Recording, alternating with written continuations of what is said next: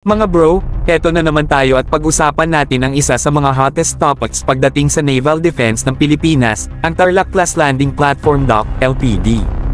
Matagal na nating naririnig ang mga chismis na ito'y maaarmasan ng Otto Molara 76mm naval gun, pero hanggang ngayon, wala pa ring nagkatotoo.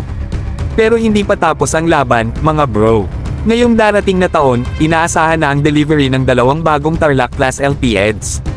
Kaya ang tanong, ano nga ba ang ideal na armas para sa mga bagong barkong ito? Kung gusto nating masiguro ang seguridad ng mga tropa at kagamitan natin sa dagat, dapat lang na meron tayong mas malupit na firepower kaysa sa calorie-heavy machine guns.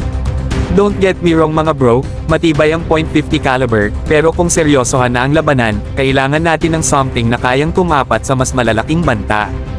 Imagine kung mag-mount tayo ng Otto Molara 76mm naval gun, powerful, versatile, at kayang-kayang magbigay ng tamang depensa at suporta sa kahit anong mission. Ideal din na magdagdag tayo ng secondary weapons na mas advanced. Pwede tayong mag-consider ng remote-controlled weapon stations, RCWS, na kayang mag-engage ng multiple targets.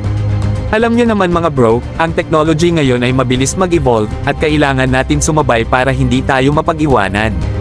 Ang RCWS ay hindi lang magbibigay ng added firepower, kundi tataas din ang survivability ng barko lalo na kung multiple threats ang kailangan harapin.